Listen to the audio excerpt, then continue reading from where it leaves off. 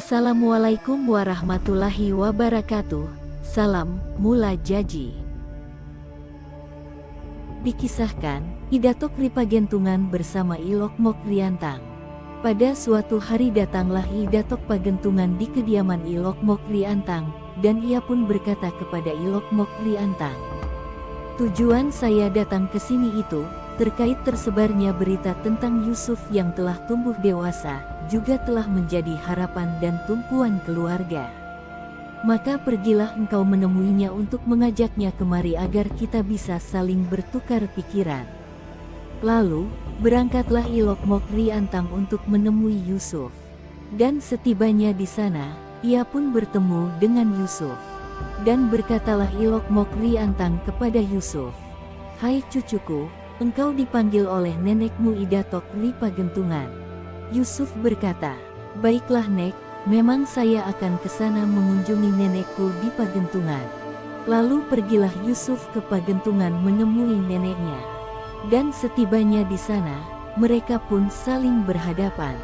Lalu Yusuf memberi salam, dan berkatalah Idatok Ripagentungan, "Marilah duduk cucuku."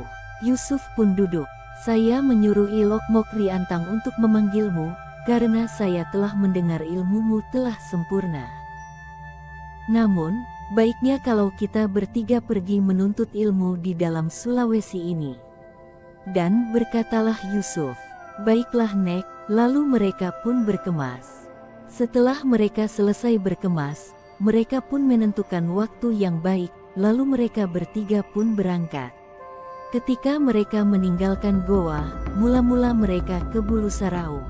Sekembalinya dari Bulu Saraung, mereka lalu pergi ke Latimojong, dan sekembali dari Latimojong, mereka lalu naik ke Bawah Karaeng. Dan di Bawah Karaenglah mereka bertemu dengan para wali. Para wali pun berkata kepada Yusuf, "Hai Yusuf, engkau telah pulang dari Bulu Saraung dan Latimojong, kemudian engkau datang kepadaku." Petik 2. Berkatalah Yusuf, "Benar, maka dari itu, ajarilah saya ilmu." Dan mereka bertiga pun diajarkan ilmu. Setelah selesai berguru, berkatalah gurunya atau wali tersebut, "Telah cukup pengetahuan makrifatmu di tanah Makassar. Akan tetapi, baiknya kamu mengunjungi Mekah untuk membuktikan kesempurnaan ilmumu itu, dan membersihkan pendapatmu." Setelah wali berbicara, berkatalah Idatok Ripagentungan, "Kita minta izin dulu kepada guru, baru kita kembali." Lalu mereka berjabat tangan dengan gurunya itu, kemudian mereka pamit dan langsung pulang ke goa. Setibanya di goa, mereka pun langsung ke rumah masing-masing. Sedangkan Yusuf, ia langsung menghadap Raja Goa. Ketika Raja melihatnya, sang Raja sangat gembira karena ia tahu bahwa Yusuf baru kembali dari perantauannya menuntut ilmu. Beberapa lama kemudian, berkatalah Idatok Ripagentungan kepada Ilok Mok Riantang, "Oh Lok Mok, sekarang engkau pergi menjemput cucu kita Yusuf, supaya kita bertiga pergi memancing ikan, karena ramai diperbincangkan orang tentang kerakusan ikan di Danau Mawang." Mendengar ucapan Idatok Ripagentungan, Ilok Mok Riantang pun berangkat memanggil Yusuf. Setibanya di sana ia pun bertemu dengan Yusuf. Maka ia memberi salam kepada Yusuf. Setelah itu ia menyampaikan ucapan Idatok Ripagentungan kepada Yusuf. Dan Yusuf pun berkata, "Baiklah Nek, besok pagi saya ke sana." Setelah itu kembalilah Ilok Mok Riantang ke rumahnya. Ketika hari perjanjian itu tiba, maka pergilah ia ke sana. Waktu yang mereka bertiga sepakati pun telah tiba, dan mereka bertiga berjalan menuju Mawang.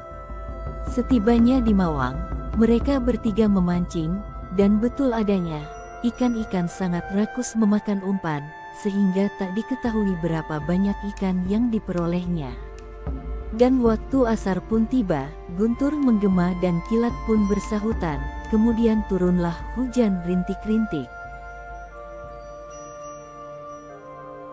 Tiba-tiba Idatok Ripagentungan ingin merokok, sedangkan tak ada api di dekatnya. Ia pun menyuruh Ilomo Riantang pergi mencari api di pinggiran Danau Mawang. Namun di pinggiran Danau Mawang, para tukang kebun telah kembali semua, dan yang tertinggal hanya bekas apinya yang telah disiram air. Lalu Ilomo Riantang pun kembali ke tempat semula untuk menyampaikan bahwa tidak adanya api yang didapat, karena semua orang di sekitar Danau Mawang telah pulang semua. Tiba-tiba, I Datok Ripagentungan pun memperlihatkan kebolehan ilmunya.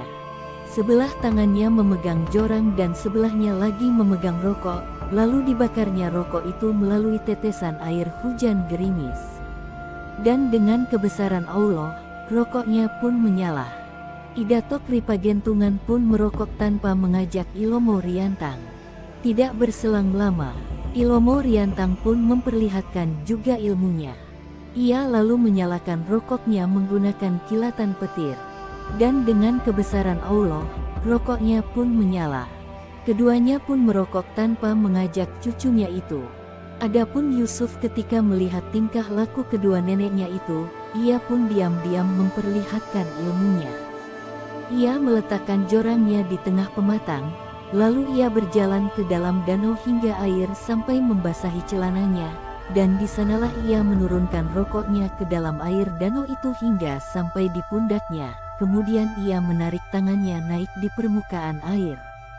Dan dengan kebesaran Allah, rokoknya itu pun menyala.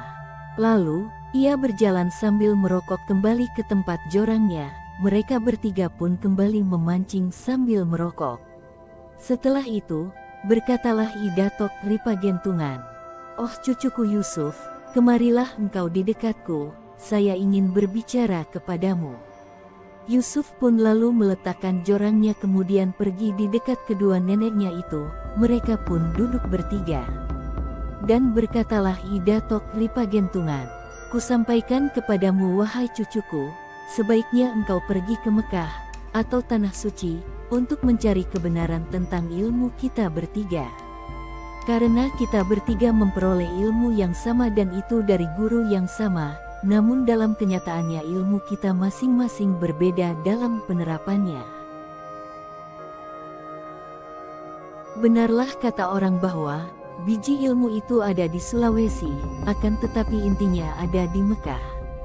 Maksudnya, bagaimana dapat tumbuh kalau hanya biji yang ditanam dan bagaimana pula dapat tumbuh kalau hanya kulitnya yang ditanam. Yang benar adalah kulit dan intinya bersama-sama ditanam barulah dapat tumbuh. Adapun engkau Lomo, kau kuanggap sebagai suamiku. Dan engkau Yusuf, kau kuanggap sebagai anakku. Dan suami yang baik itu ketika datang dengan membawakan sesuatu kepada istrinya, entahkah sesuatu itu sebagai kenang-kenangan. Dan demikian pula anak yang baik, apabila ia datang, ia juga membawakan sesuatu kepada ibunya. Adapun ucapan yang akan engkau bawa ke sana, yang akan engkau jadikan pertanyaan kepada guru kita Imam Syafi'i. Apakah barang yang ada dan diadakan, atau barang yang tidak ada diadakan? Kalau dia mengatakan barang yang ada saja yang dapat diadakan, katakanlah bahwa biar kita mampu juga melakukannya. Kalau dia mengatakan barang yang tidak ada diadakan, katakanlah bagaimana mengadakan barang yang sudah tak ada. Setelah mereka bertiga bertukar pikiran, mereka pun kembali ke rumahnya masing-masing.